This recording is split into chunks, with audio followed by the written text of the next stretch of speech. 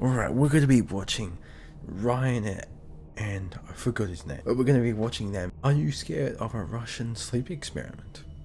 So let's get straight into it. It's content that some might find disturbing.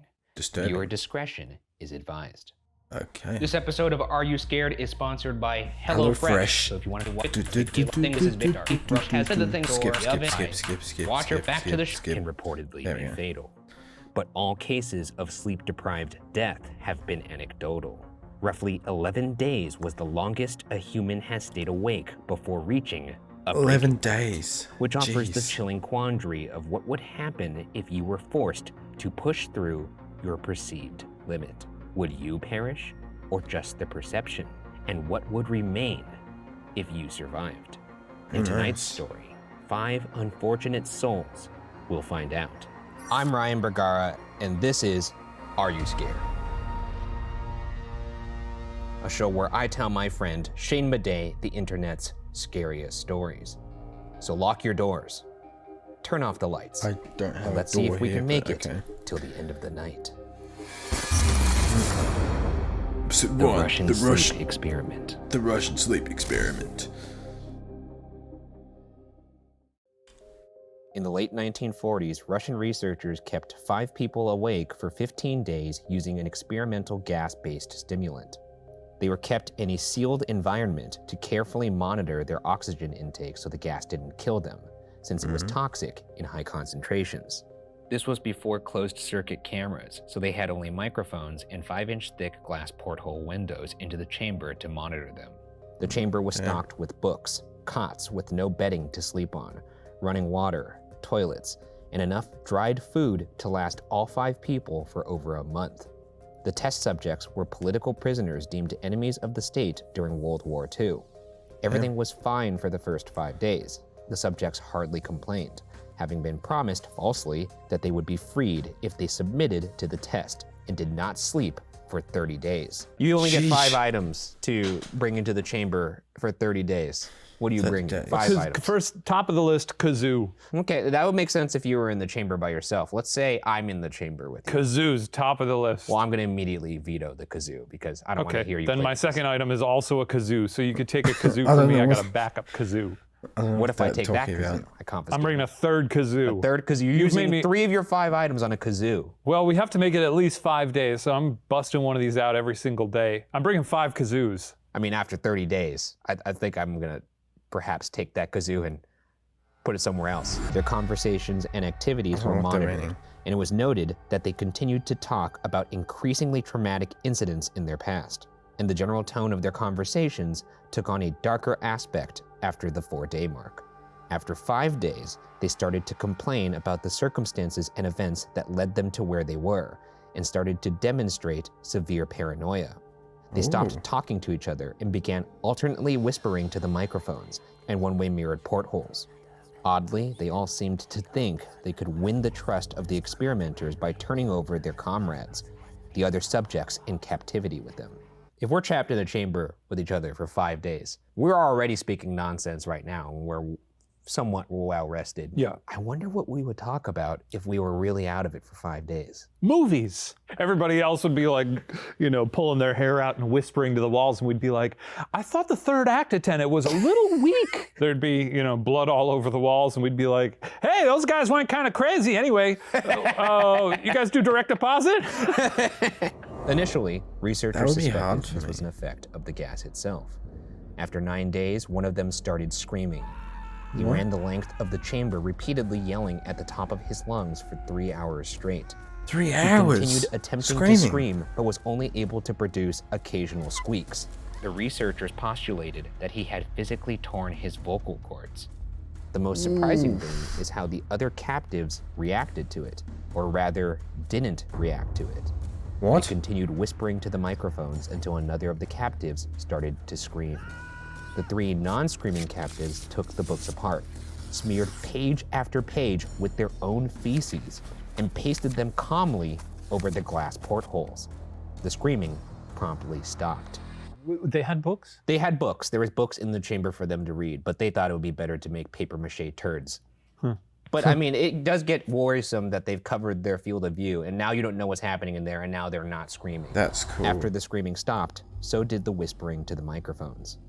After 3 more days passed with no visibility into the chamber, the researchers checked the microphones hourly to make sure they were working, since it seemed impossible that no sound could be coming from a room with 5 people inside. Exactly. The oxygen consumption in the chamber indicated that all 5 must still be alive. In fact, it was the amount of oxygen 5 people would consume at a very heavy level of strenuous exercise. On the morning of the 14th day, the researchers did something they said they would not do. They used the intercom inside the chamber, hoping to provoke any response from the captives they were afraid were either dead or vegetables. They announced, "We are opening the chamber to test the microphones. Step away from the door and lie flat on the floor or you will be shot. Compliance will earn one of you your immediate freedom." To their surprise, they heard a single phrase in a calm voice respond, "We no longer want to be freed." What? Oh, gotta ask, why are these people surprised I'm very at confused. what they have wrought? You're locking people up for 2 weeks with no sleep. What did they think was gonna happen? They're like, oh boy, it looks like we really done something. We done a flooper. I guess you would want to see like what would happen. Would they die? Would their bodies start to adapt? And maybe they don't need sleep. Maybe they're trying to create like a super soldier of some sort. I just imagine them just kicking things off and being like, this is going to be pretty fucked up. And then 2 weeks later being like, well, I guess it is pretty fucked Yeah, up. like it started in a bar. They're like, I wonder what would happen. You know what would be extremely I fucked? like the Russian Just made a accent. bunch of dudes stay awake for a long time. Oh shit, dude, you're a fucking madman. Debate broke out among the researchers and the military forces funding the research. Unable to provoke any more response using the intercom, it was finally decided to open the chamber at midnight on the 15th day. The chamber was flushed of the stimulant gas and filled with fresh air, and immediately voices from the microphones began to object. 3 different voices began begging, as if pleading for the life of loved ones, to turn the gas back on. What? Despite the chaos, the chamber was opened. Soldiers were sent in to retrieve the test subjects. They began to scream louder than ever, and so did the soldiers when they saw what was inside. 4 of the 5 subjects were still alive, although no one could rightly call the state that any of them were in life. The food rations past day 5 had not been so much as touched. There were chunks of meat from the dead test subjects' thighs and chest stuffed into the drain in the center of the chamber, blocking it and allowing 4 inches of water to accumulate on the floor. Though precisely how much of the water on the floor was actually blood was never determined. All 4 surviving test subjects also had large portions of muscle and skin torn away from their bodies. Oh my The God. destruction of flesh and exposed bone on their fingertips indicated that the wounds were inflicted by hand, not with teeth as the researchers initially thought. Closer examination of the position and angles of the wounds indicated that most, if not all of them, were self-inflicted. The abdominal organs below the ribcage of all 4 living test subjects had been removed. While the heart, lungs, and diaphragm remained in place, the skin and most of the muscles attached to the ribs had been ripped off, exposing the lungs through the rib cage. All the blood vessels and organs remained intact. They had just been taken out and laid on the floor, fanning out around the eviscerated but still living bodies of the subjects. The digestive tract of all 4 could be seen to be working, digesting food. It quickly became apparent that what they were digesting was their own flesh that they had ripped off and eaten over the course of days. Sounds like a Saturday at the Madej household, if you ask me. Can't be doing it. I'd be impressed. I'd be like, wow, you guys are, you nailed it. Holy shit. It's even worse than we Holy thought. shit, guys. Holy shit. And the Russian You're even accent. freakier than we thought you would be. You're doing some Even really freaky freakier stuff. than Once I do saw it. the poop, I was like, holy shit, but now I can see this guy's fucking heart. You see that? Though most of the soldiers were Russian special operatives at the facility, many refused to return to the chamber to remove the test subjects. To everyone's surprise, the test subjects put up a fierce fight in the process of being removed from the chamber. Really? One of the Russian soldiers died from having his throat ripped out. Another was gravely injured by having his testicles ripped off and an artery in his leg severed by one of the subject's teeth. It's like a monkey. They're doing monkey stuff. The brutal image of someone ripping my testicles off and then showing them to me in my hand. Doesn't seem fun. Just imagine the person being like, hey, can you hold my intestines for a second? You'd be like, yeah. And they'd be like, ah! You'd be like, ah, come on, man. Another 5 of the soldiers committed suicide in the weeks following the incident. In the struggle, one of the 4 living subjects had his spleen ruptured, and he bled out almost immediately. The researchers attempted to sedate him, but this proved impossible. He was injected with more than 10 times the human dose of a morphine derivative and still fought like a cornered animal, breaking the ribs and arm of one doctor. Even after his heart stopped, he continued to scream and flail for another 3 minutes, struggling to attack anyone in reach and just repeating the word "more" over and over, weaker and weaker, until he finally fell silent. The surviving 3 test subjects were heavily restrained and moved to a medical facility, the 2 with intact vocal cords continuously begging for the gas, demanding to be kept awake. The most injured of the 3 was taken to the only surgical operating room that the facility had. In the process of preparing the subject to have his organs placed back within his body, it was found that he was effectively immune to the sedative they had given him to prepare him for the surgery.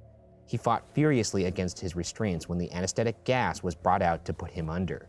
He managed to tear most of the way through a 4-inch wide leather strap on one wrist, even with the weight of a 200-pound soldier holding him down. It took only a little more anesthetic than normal to put him under, and the instant his eyelids fluttered and closed, his heart stopped. In his autopsy, it was found that his blood had triple the normal level of oxygen. The muscles that were still attached to his skeleton were badly torn, and he had broken 9 bones in his struggle to not be subdued.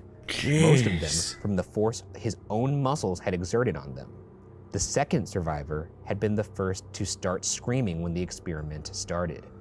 With his vocal cords destroyed, he was unable to beg or object to surgery, and he only reacted by shaking his head violently in disapproval when the anesthetic gas was brought near him. He shook his head yes when someone suggested reluctantly that they tried the surgery without anesthetic, and did not react for the entire 6-hour procedure of replacing his abdominal organs and attempting to cover them with what remained of his skin. That is messed up. I like it. Yeah, that's actually how I order food every time when I go to a restaurant. I don't say what I want. I have the server go down the menu, and when they get to what I want, I go.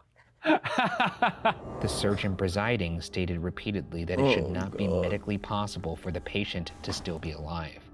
One terrified nurse assisting the surgery stated that she had seen the patient's mouth curl into a smile several times whenever his eyes met hers. I like the idea of him only doing it when she's looking, though, like if another doctor comes in. This is messed up. What if he was flirting? Maybe. What if he just thought she was turn cute? Into a love story? Yeah, this is a meet cute. When the surgery ended, the subject attempted to speak, and after failing to do so, was fetched a pen and pad to relay his message. It was simple. Keep cutting. The other 2 test subjects were given the same surgery, both without anesthetic as well, although they had to be injected with a paralytic due to the fact that the surgeon found it impossible to perform the operation while the patients laughed continuously. Once paralyzed, the subjects could only follow the attending researchers with their eyes. The moment they could speak, they were again asking for the stimulant gas. The researchers tried asking why they had injured themselves, why they had ripped out their own guts, and why they wanted to be given the gas again. Only one response was given: I must remain awake. The remaining 2 subjects' restraints were reinforced, and they were placed back into the chamber awaiting determination as to what should be done with them. The researchers, facing the wrath of their military benefactors for having failed the stated goals of their project, considered euthanizing the surviving subjects. The commanding officer, a former KGB agent, instead saw potential and wanted to see what would happen if they were put back on the gas. I just drop them off at a mall or something. Yeah, that's kind of how you start the zombie apocalypse, though. So I don't know if we should drop them off at the local arcade. Well, but in the interest of Again, putting ourselves in the shoes of monsters would be pretty fucked up. It would be pretty fucked up. I guess if your goal is chaos, Yeah. let's see how these people interact with people at Nathan's Hot Dogs. Yeah, yeah. See how they take to a Wetzel's Pretzels. Yeah, just see what happens. God damn, I'm thinking about pretzels now. The researchers strongly objected, but were overruled. The subjects were connected to an EEG monitor and had their restraints padded for long-term confinement. To everyone's surprise, both stopped struggling the moment it was let slip that they were going back on the gas. At this point, both were putting up a great struggle to stay awake. One subject was holding his head off his pillow and blinking rapidly. His brainwaves were normal most of the time, but sometimes flatlined inexplicably. It looked as if he were repeatedly suffering from brain death before returning to normal. As they focused on paper scrolling out of the brainwave monitor, only one nurse saw his eyes slip shut at the same moment his head hit the pillow. His brainwaves immediately changed to that of a deep sleep, then flatlined as his heart simultaneously stopped. The only remaining subject that could speak started screaming to be sealed in now. His brainwaves showed these same flat lines as the one who had just died from falling asleep. The commander gave the order to seal the chamber with both subjects inside, as well as 3 researchers. One of the researchers immediately drew his gun and shot the commander point blank between the eyes. Damn. He pointed his gun at the remaining subject, still restrained to a bed, as the remaining members of the medical and research team fled the room. "What are you?" he screamed at the man strapped to the table. "I must know." The subject smiled. What's he gonna say? Wait, I want to put my money on it. I could see ahead, so I do know what he Okay, says. here's my guess. I am God. That's pretty good. Is it close? No. Oh. No. What would you say? What would I say? This is CNN. We are you.